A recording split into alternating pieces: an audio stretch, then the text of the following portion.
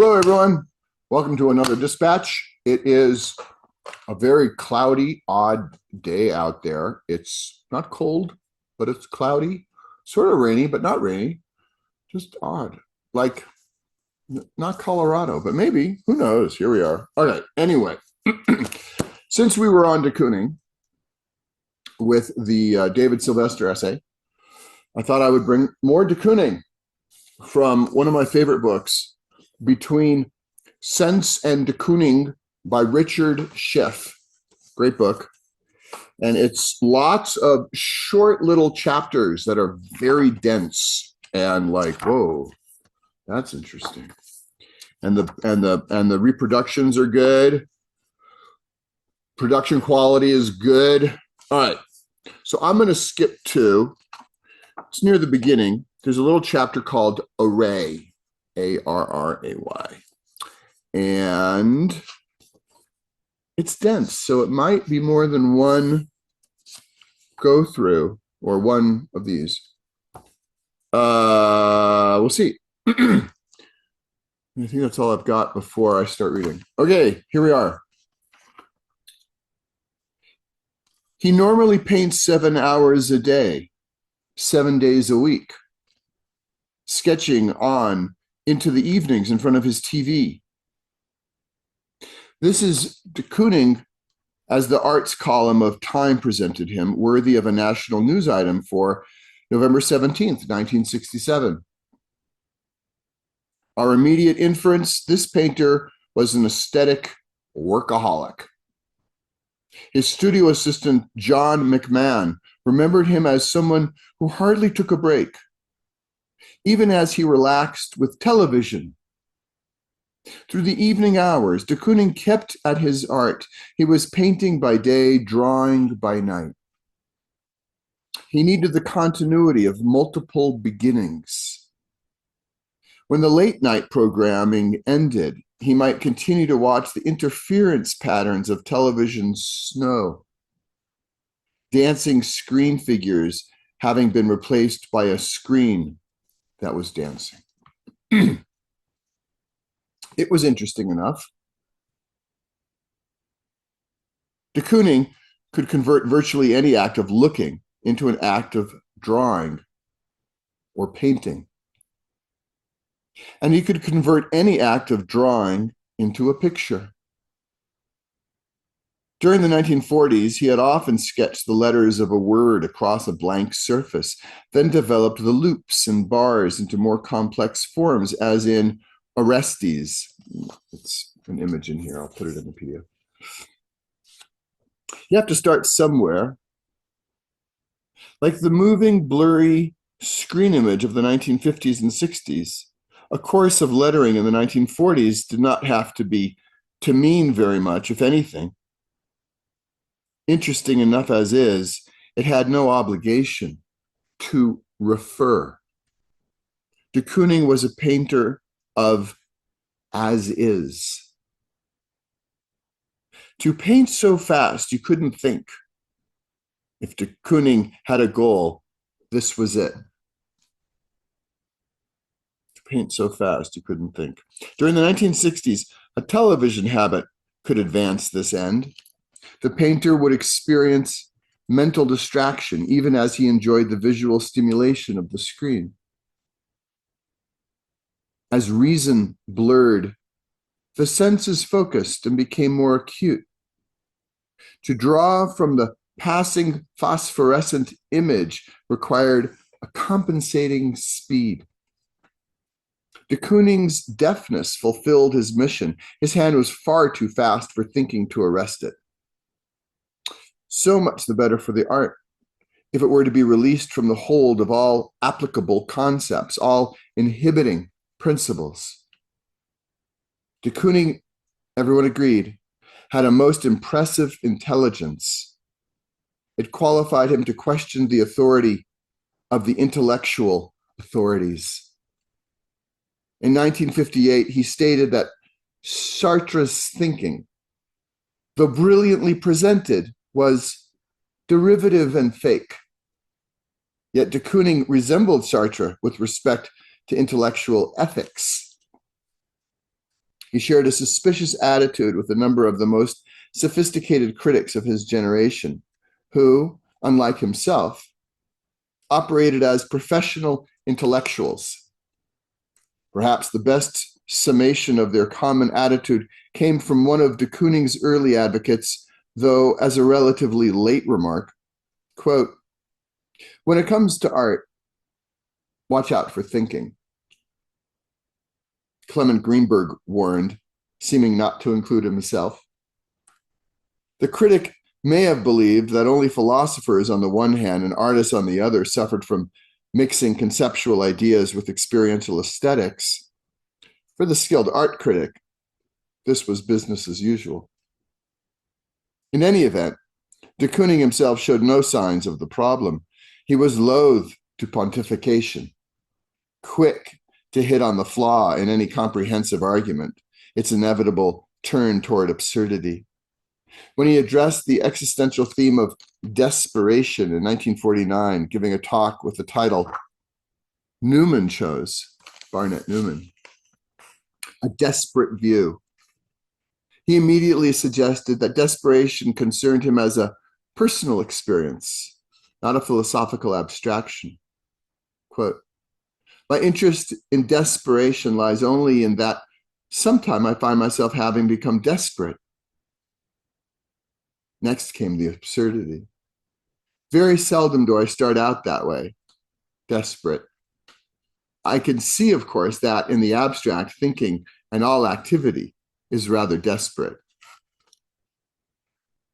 Unquote. Like so many of de Kooning's remarks, this at first seems to scramble, then to engage reasonably the type of critical speculation that his intellectual friends are likely to have been discussing at the time.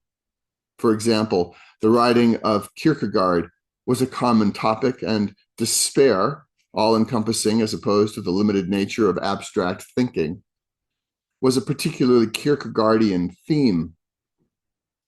Quote, "There is scarcely any means as dulling and deadening as abstract thinking.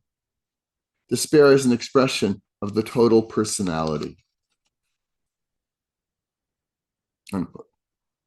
Whatever principled thoughts, desperate thoughts, de Kooning entertained were there to satisfy his personal needs, not a general philosophy or his public's need to know. "I don't paint with ideas of art in mind. I see something that excites me. It becomes my content. I have a vague idea. There's a kind of image. As I paint, I find out what the clear idea is." From vagueness to clarity was, for de Kooning, an ironic passage. The clear vision of the idea, initiated by seeing something, would evolve from an inkling to a specific material form. Working toward the image, de Kooning never knew how it should look on paper or canvas until it appeared. Nor was he certain that it ever reached its completion, not so much its perfection, but its fullness. Somewhat paradoxically, he admired Gustave Courbet for his concreteness from start to finish, for being overcome with reality, seeing something that is really there. When friends asked de Kooning how he was doing, the question elicited a vague reply. With phrasing that amused him every time he uttered the words, clear enough in themselves, "Still working for the same company." That's funny. Still working for the same company. The company in question could only have been himself, and the work continued. The mental and physical state that de Kooning entered in the workplace was of his creation, self-induced. Nothing was clear about the imagery he was developing until it was. This is how he must have wanted it. This was his reality.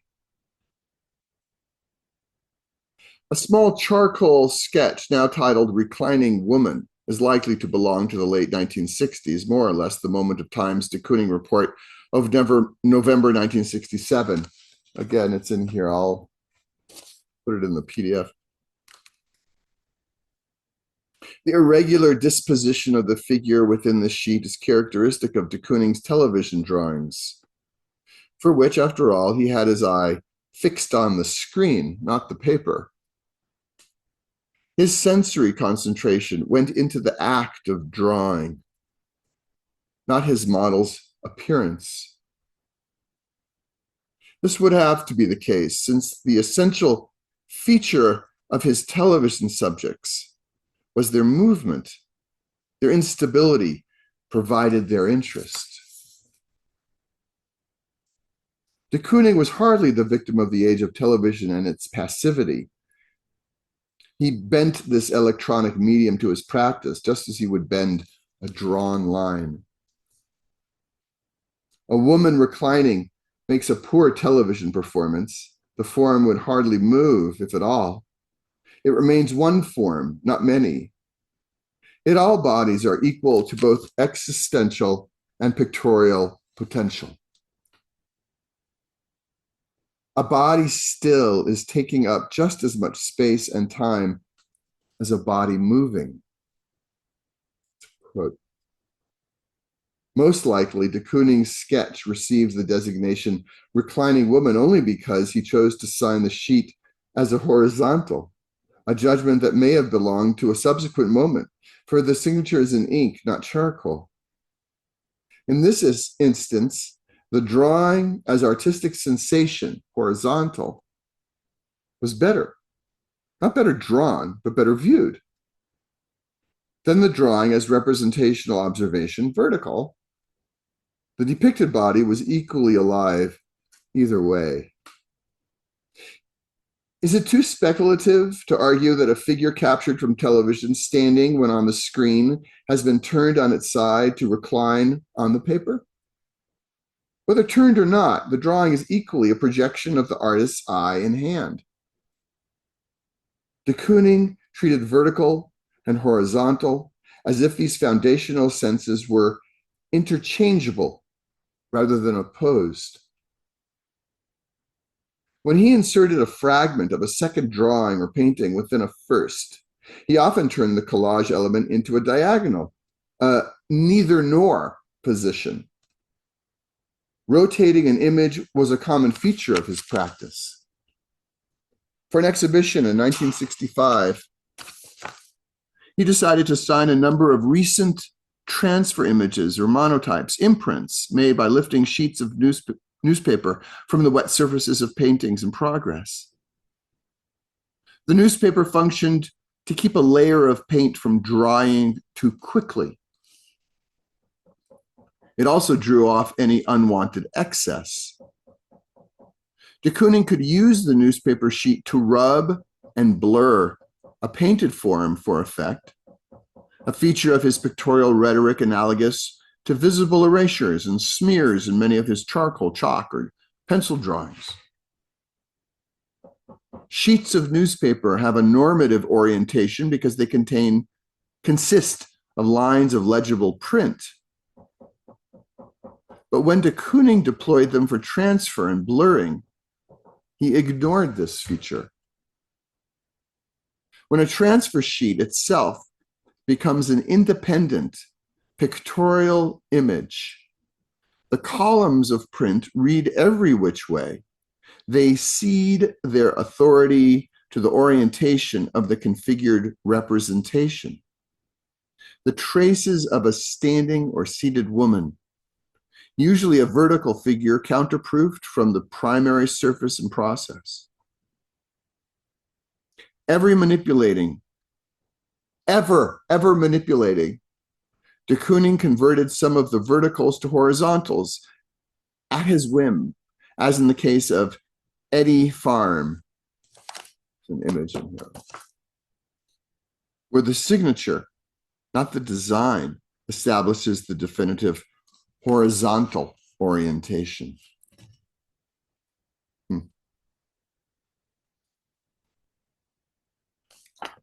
Maybe I'll pause there.